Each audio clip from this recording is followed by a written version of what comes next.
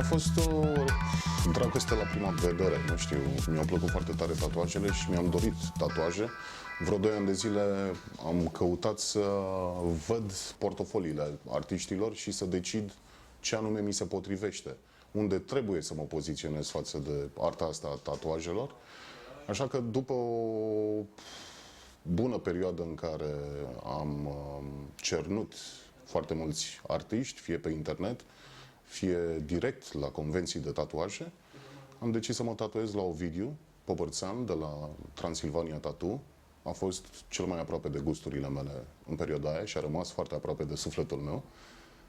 Și am reușit să fac un prim tatuaj pe placul meu, așa cum mi-am dorit. A fost foarte receptiv, mi-a desenat foarte repede ideea și m-a captivat. Așa că a avut loc chiar aici, în studioul ăsta, tatuajul. N-am țipat, am fost băiat cu minte. Da, nu e ca în poveștile alea că dor foarte tare, nu. Pur și simplu e o chestie frumoasă. Se leagă totul destul de bine. Ce faci, compadre? Uite, tocmai desenat pentru tine aici. Mă, frumos, ești talentat, serios. De talentat. O să facem astăzi exact mixerul. Părțile astea am să mă duc pe freehand un pic să văd cum se așează colțul ăsta, că vreau un desen așa în plan, așa să fie. Și apoi pe data viitoare o să facem niște căști în spate, exact, da. Mișto, rămâne. Permanent, nu? Da. Hai. Ok, la treabă. Aftershave.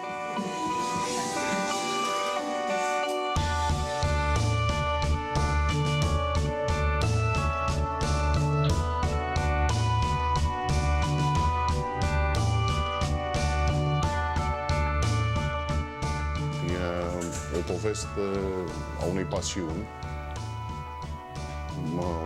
cea legată de radio. Am un microfon, ceva note muzicale, va fi o continuare cu un mixer și o cască. Reprezentativ pentru ceea ce fac, ceea ce îmi place. Dincolo o să am, pe mâna stângă, o să am tatuaje legate de muzică, strict legate de muzică.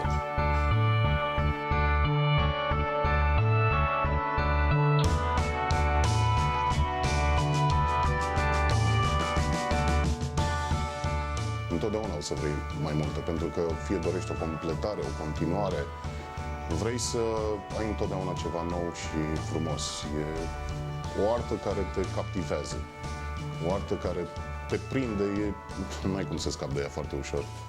E frumos.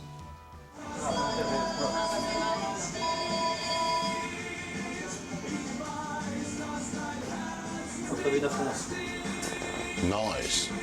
Și o să vedem pe viitor, când tu ești mare, îți mai facem și pici. Niște chestii.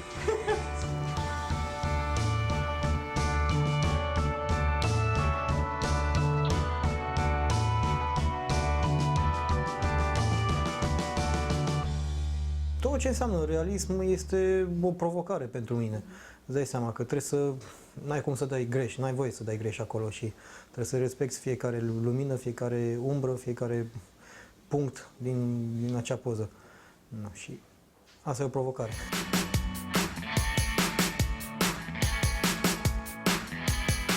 Te poți băga la creații în realism doar pe partea de background, tot ce face parte de legături. În rest, trebuie să respecti exact ce e acolo. Mai ales la portrete, de exemplu, n-ai cum să te bagi tu să faci o geană sau un nas în plus.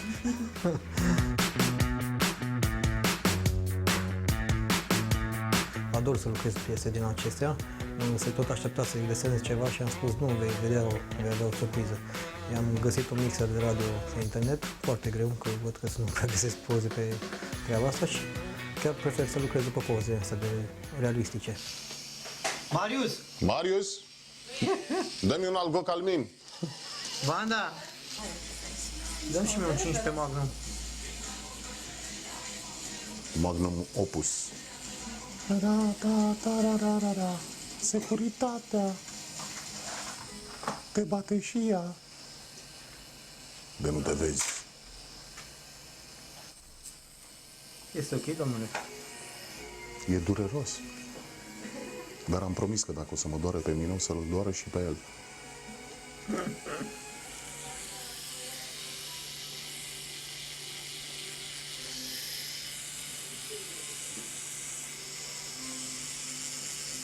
Exact. Făm și mie un tatuaj, făm și mie un tatuaj. Tu, nu că e dureros, nu reziști, ce? De prin 90 și un pic. Când Vanda se juca cu puța în țărână. Când Vanda era foarte mică. Când Vanda se pregătea să meargă la școală. Să învețe arte. Noi ne Să vizitam devină- la saloane de tatuaje. Exact. Chiar încerc să-mi amintesc cam prin ce perspectivă vedeam eu tatuajele în perioada aia. Eram oare receptiv? Nu era.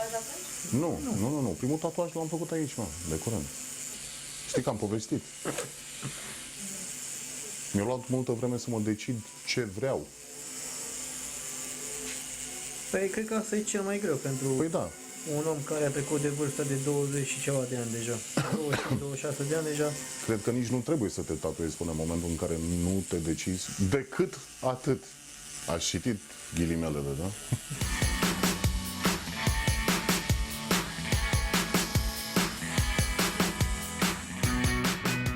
Prejudecăți au fost și vor mai fi. Din câte știu eu, tatuajele au pornit ca o artă undeva în pușcării, dar s-a dezvoltat într-o cu totul altă direcție toată nebunia asta. A devenit ceva frumos, ceva pe care lumea a început să perceapă acest ceva ca pe un lucru normal. E bine, s-au mai spart bariere. Până la urmă este trupul tău, faci ce vrei cu el. Și așa ar trebui să percepem cu toții lucrurile. Nu prin prisma unor prejudecăți, nu prin prisma societății, ce o să zică X, Y sau Z. Până la urmă am observat că tatuajele au început să fie admirate pe stradă. Adică chiar te întreabă lumea, wow, foarte frumos, ce reprezintă? Și bineînțeles, fiecare tatuaj în parte are o poveste. Reprezintă ceva pentru cel care și l-a aplicat pe corp. Sper că într-o bună zi să se depășească toate barierele astea. Nu sunt bune, nu fac bine nimănui. Referitor la prejudecăți, mi-am amintit ce a zis maică mea când mi-a văzut primul tatuaj. Fiind matur. Aoleu, mamă, să porți numai de-alea cu mânecă lungă. Să nu ți-l vadă lumea. Bine, mamă. De-aia mi l-am făcut. Cu Claudiu Cârțână mă cunosc de, cred că de vreo 15 ani de zile și uite, după 15 ani de zile am ajuns să-l tatuez și eu, să pun acul pe el. Am tot mai cochetat așa de-a lungul timpului, că vrea tatuaj, ba nu vrea tatuaj, ba s-a mai răzgândit, ba n-am avut eu timp și uite că am ajuns într-un final să punem bazele unui proiect, să-i spun așa, pentru brațul lui, pe care l-a început Ovidiu.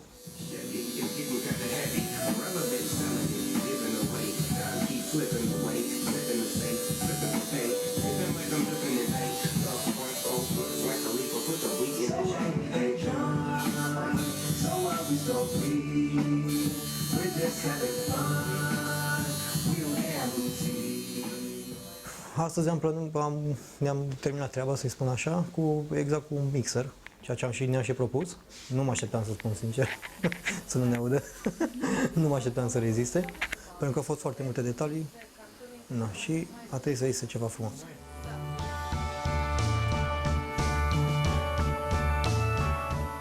Am mici probleme, mici dubii, linia asta nu e bine trasă. Asta e cam aiure aici, nu înțeleg. Costi, ceva nu e în regulă cu tatuajul, Costi, mi l-ai greșit. Nu, totul a fost perfect. Iar partea cu durerea, cea pe care am spus-o mai devreme, că nu doare, uitați-o, fraților, e greu. Al dracului de greu. Nu vă mai faceți tatuaje. Dor ca dracu. Glumesc, nu, e ok. Nu doare, ustură. Nu, e ok.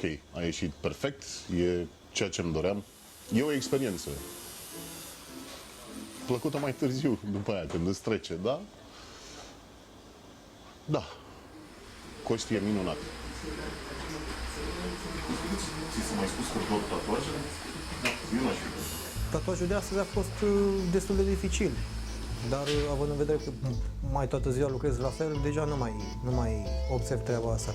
A fost, pentru că Poza a fost dintr-o perspectivă așa, un 3D.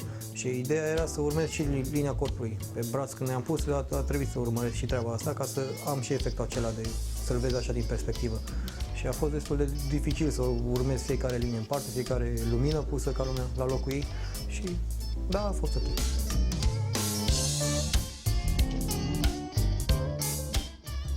Spre deosebire, acum vreo 3-4 ani de zile, intram în salon și zicea că o să vreau tatuaj. Ce? Nu știu. Îți vine și mie ce mi se potrivește. Păi mi-era și greu, îți dai seama, pentru prima dată când vezi un om în față, ce îi se potrivește, nu?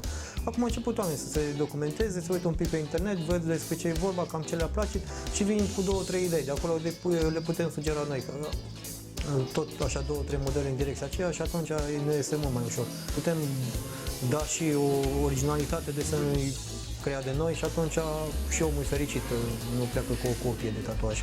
Îți dai seama.